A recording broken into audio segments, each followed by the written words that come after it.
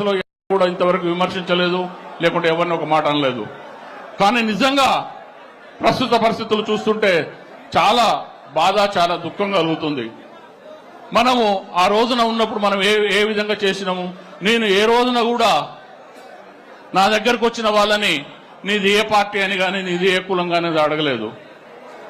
పాలేరు ప్రజల కోసం అనునిత్యం పనిచేసిన ఒక్క రకంగా కాదు, ప్రతి విషయంలో హాస్పిటల్స్ కావచ్చు, కాలేజీలు కావచ్చు, స్కూల్స్ కావచ్చు, ఇంకోటి కావచ్చు, ఏదైనా సరే నేను ఏ రోజున కూడా ఎవరిని పార్టీ గురించి అడగలేదు. మీ అందరికీ తెలుసు ఈ రోజున ఏం జరుగుతున్నది. ఒక చిన్న పని మీద ఎవరైనా పోయినా కూడా నువ్వు మా పార్టీ కండవ కప్పుకో, ఒక ల్యాండ్ పంచాయతీ ఉండిపోతే మా పార్టీ కండవ కట్టుకో చెప్తాం, లేకుంటే డైరెక్ట్ గా అధికారులను బెదిరిస్తున్నారు. వీళ్ళ పని చేయదు, వీళ్ళు మన పార్టీ కాదు, లేకుంటే వీళ్ళు మన జెండా కప్పుకోవాలి. ఎంత దౌర్భాగ్యం అంటే సీఎం రిలీఫ్ ఫండ్ కోసం పోయిన వాళ్ళకు కూడా మీరు కండవ కప్పుకుంటేనే ఇస్తామంటున్నారు. ఇది కరెక్టా? చేయొచ్చునా? అట్లా చేయొచ్చునా? మనం ఎప్పుడన్నా చేసిన మాటలా? మరి కాబట్టి మీరు అందరూ కూడా నేను ఏమంటున్నా అంటే, నేను తిరగని గల్లీ లేదు, తిరగని ఇల్లు లేదు, తిరగని ఊరు లేదు.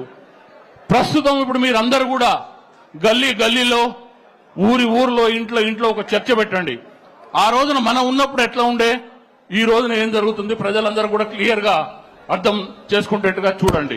మీ అందరికీ తెలుసు ఉపేందర్ రెడ్డి ఏంటిదో.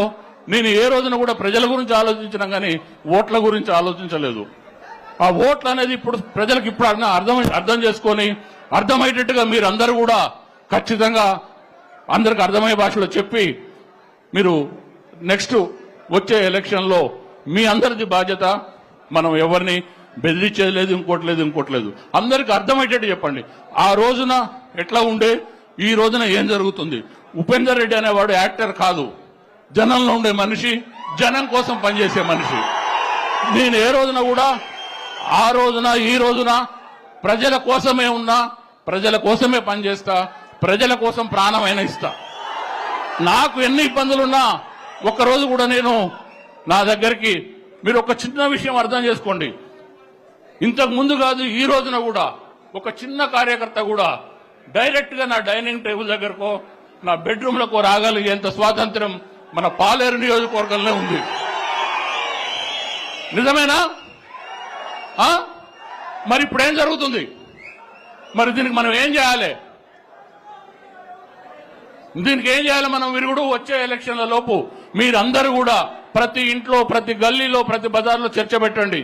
ఆ రోజున ఎట్లా ఉండే, ఈ రోజున ఏం జరుగుతుంది, ప్రజానాయకుడు అనేవాడు ఎట్లా ఉండాలి, ప్రజల కోసం పనిచేయాలనా, ఓట్ల కోసం పనిచేయాలనా, లేకుంటే జనాన్ని బెదిరియాలనా? మీరు ఒకసారి ఆలోచించండి, ఆ దిశలో పనిచేయండి. మనం ఎప్పుడు కూడా ప్రజల కోసమే ఉంటాం, ఖచ్చితంగా ప్రజల కోసమే పనిచేస్తాం. మీరు ఆ నమ్మకాన్ని ప్రజలలో కలిగించండి. ఖచ్చితంగా ప్రజలు మనల్ని ఆశీర్వదిస్తారు, మనకు ఎట్లాంటి ఇబ్బంది ఉండదు.